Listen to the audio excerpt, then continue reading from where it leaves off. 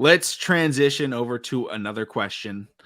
This one comes from Jonathan Jones on YouTube. Basically asks, how confident are you in the offensive line? We've talked a lot about the offensive line on this channel in the last couple of months, but we haven't touched much on Roger Rosengarten. We haven't touched much on Patrick McCarry. So with those two players, both players that could play guard, they can play tackle. Obviously, Falele can play guard, he can play tackle. Saleh can play guard, he can play tackle. What are you thinking in terms of right tackle? Are you ready to suggest Roger Rosengarten as the day one starter, or what are you thinking for that? I haven't really been hearing too much out of camp in regards of Rosengarten. Is Salah on the field yet?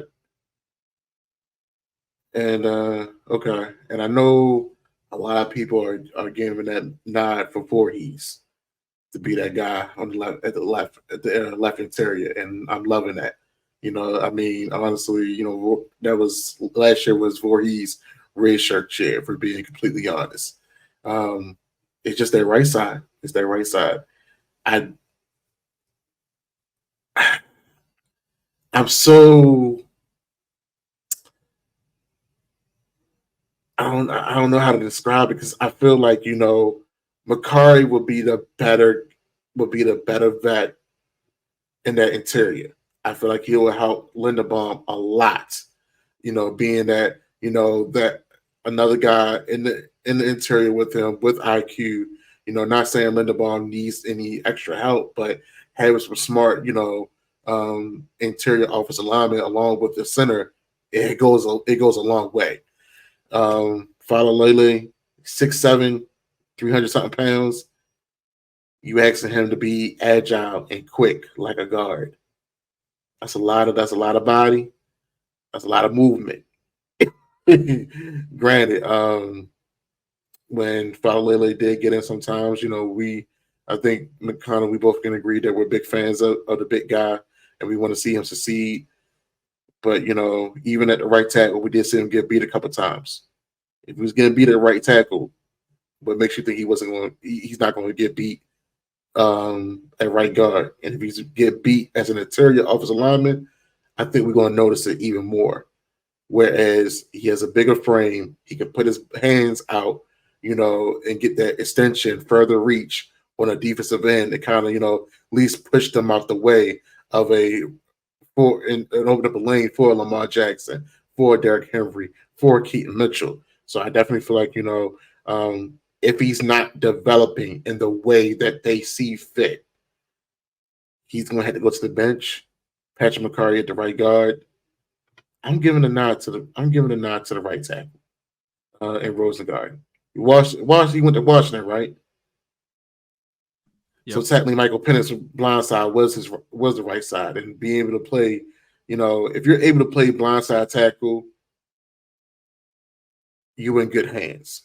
Michael Penix in Washington, they had a good run. They had a great run. I don't know how many sacks that Rosengard gave up at the right tackle position. I definitely know he did play a little bit of left tackle as well before going to the right side. Correct me if I'm wrong, McConnell. But if you're interchangeable and you can play those positions strongly, you are in good business. And Washington, they're in the pack. They was in the old Pac-12. So usually Pac-12 do produce pretty good, decent offensive linemen as well. So I mean, if it had to be week one of the regular season, it'd be Ronnie, Voorhees, Linderbaum, Makari, and I'm going Rosengarten. Okay. So some stats for Rosengarten. Only 3 snaps at left tackle. So 984 last year at right tackle, 951 the year before. 0 sacks allowed in his collegiate career. We love that. 5 total quarterback hits. In 1,200 snaps. I cannot see how many penalties he had. It does not show that, but and then about 12 to 15 hurries per year. It's like 1 hurry a game, but again, 0 sacks. And that's something that's very nice. The other thing I think we need to recognize is Patrick McCarry, I think is a great player to have in on your team because again, he can play any position. Like he's not great at center, but he can play center. He can play right guard, he can play left guard, he can play tackle. He's literally played every single position for the Ravens offensive line. That's great for depth. One thing that I would not be surprised to see at all is say we have kind of what I think is the most expected offensive line foursome. We have Ronnie, Voorhees, Linderbaum, guard we go Falele. Maybe we have McCarry for the first 2-3 weeks play right tackle while we, keep monitoring Roger Rosengarten, similar to how we did with Orlando Brown Jr., where it's just like, hey, you are the starter. We just want to make sure that you have all your reps because honestly, if we have Falele playing right guard, you don't really want to have a brand new NFL right guard and a brand new NFL right tackle and a brand new NFL left guard all making their first career start at the same time. I feel like it might be nicer if it's just like, hey, we at least have two veteran tackles and a veteran center. They're able to communicate. If Tyler Linderbaum needs to help out with you, he can. It might not be the best version of the offensive line. I think Rosengarten will be better than McCarry, but I think McCarry's value is in the depth. And so we can have him start initially, kind of like last year. Maybe it was last year or 2 years ago. We had Ronnie on that snap count. And so it was like on and off a drive when he was coming back from his injury. It would be like McCarry and Ronnie were switching. Potentially we could see something like that. I doubt it. But also it could be something like that for Voorhees, right? Oh, Voorhees, you're getting tired because you're coming off of it was a torn ACL, which I think is the same injury Ronnie had. Go out there and be like, hey, on a snap off on a drive off a drive or whatever. And, just getting more reps in. Again, it's not necessarily the prettiest, but we need to remember for the Baltimore Ravens, they have two goals. You need to have a good offensive line by playoff time. And your quarterback can't get hit.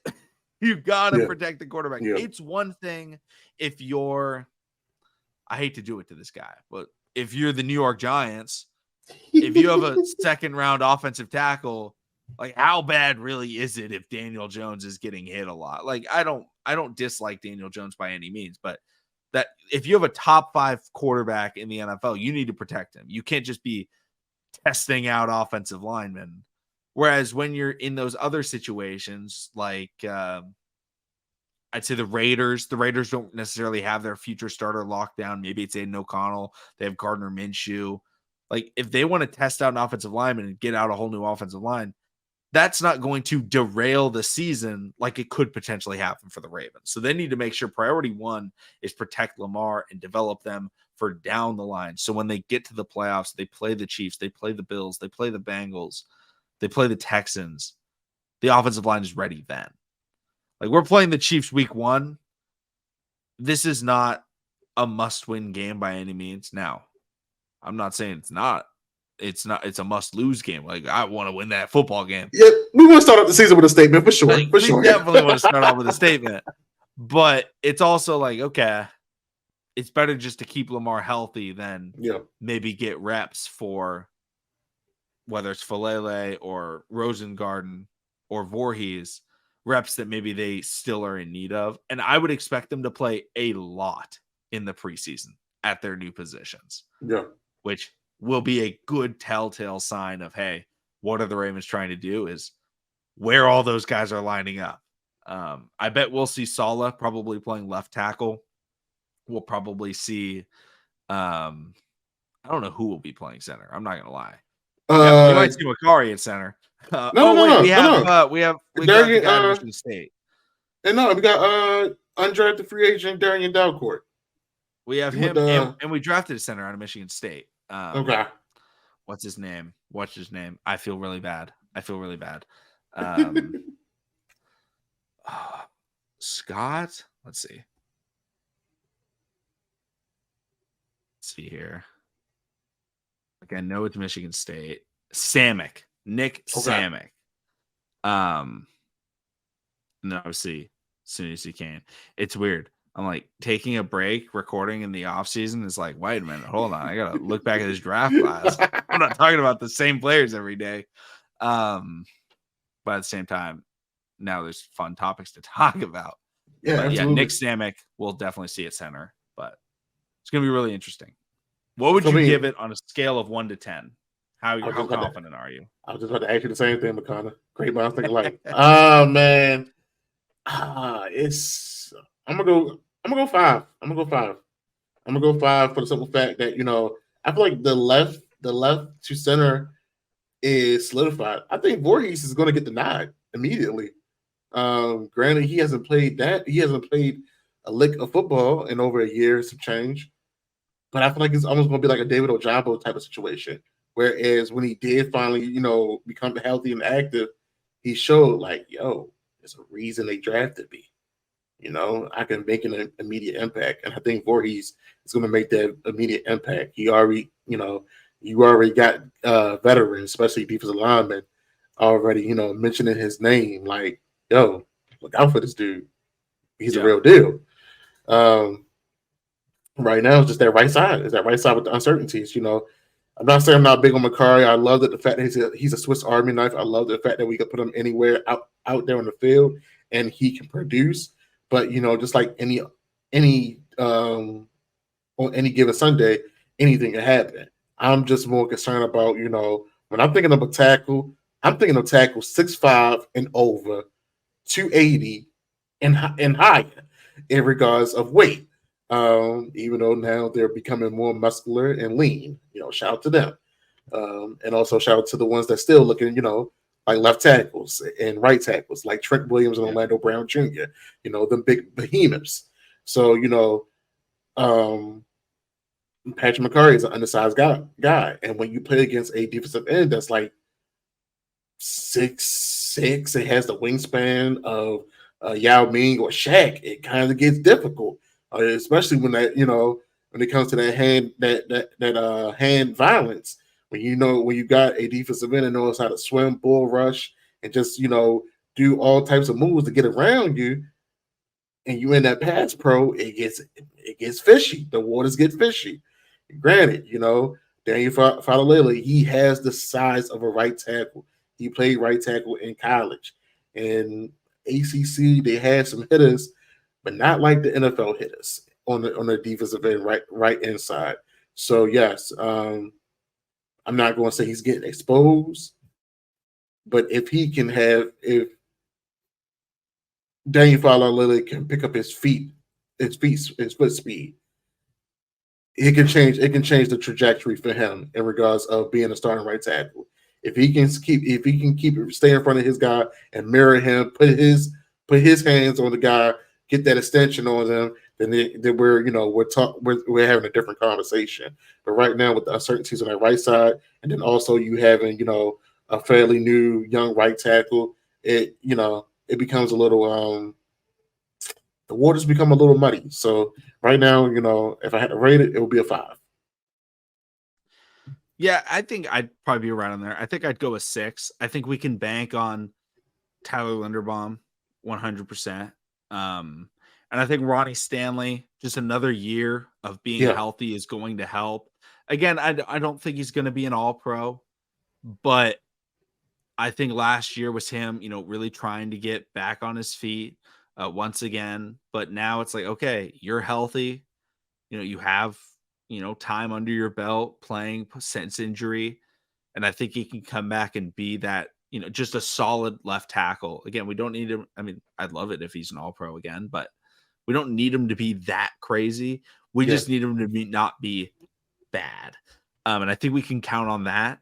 And it's just like, okay, other than that, I like Voorhees. And I think we have enough pieces to even interchange if they're playing poorly to where I have some confidence. It'll be interesting. We'll have to make some videos throughout the year being like, how's the offensive line looking? Yeah. Like, maybe we'll do it at the bye week or whatever, but seeing how we're feeling going into the playoffs, how we're feeling going into, week 10 or whatever it is, because I'm really curious to see what it ends up being. So let me ask you this quick question before we get to our next segment. Looking at things now with the offensive line, how do we really feel about letting Orlando Brown Jr. leaving in regards of him putting him? Do we think we should have put him at the left side? I know Ronnie had that All Pro year and everything like that, but should we have found a way to keep him too? I don't think so, because I think he was unhappy. And I don't think it's worth keeping, because at that point it's like, we never thought Ronnie was going to get hurt again. And him getting hurt again, because he was so good when he came back, and it was like we're set. And then of course we trade Orlando, and then Ronnie also gets hurt, and we're like, we drafted Orlando to be the backup and like intermediate right tackle, and then we just had a couple of bad years with Villanueva, and Morgan Moses wasn't bad, but I still like the trade. Yeah, age definitely started showing. I think that it was still a good trade. Again, we still have to see. This is the year. This is the do or die year for the guy we traded Orlando Brown for in Odafe Oweh. Like, this is the development. This is the amount of time that we said, okay, year 4 is the time to find out whether or not it was a good pick based on how he performs that season. I mean, if he ends up being, if he, knock on wood, but like if we see Odafe Oweh go out there and get 2 sacks, then it's like, okay, maybe we should pick someone else. But in reality, I'm fine with the trade. I think we got good value for him, and I liked the position we did it at. I remember we were both very surprised that we took, at that time, it was Jason Oweh, not Odafe Oweh. I think I said David Ojabo earlier, but Odafe Oweh, I don't know. But we were very surprised by that selection. But at the same time, it's like, yeah, we wanted a pass rusher. And I think making a trade for an unhappy tackle that wants to play on the other side of the ball, which we can't start him at, for a player that is at the right position and the player that the Ravens wanted. Because remember, there were other guys available. Most notably, it was the Giants pass rusher that they took out of, I think, Georgia. I'm blanking on his name. Ojulari? BJ. Wait, is it BJ Ojulari or the other Ojulari? The older Ojulari, because there's another one. Yeah, I'm about to say, yeah. I think Aziz. I want to say Aziz is the youngest. Aziz Ojulari. Yep, that's it. That was the one that was like, okay. But then it came out that he had medical stuff that was going on. I was like, okay, maybe the Ravens shouldn't have drafted him. But overall, I'm happy with that trade.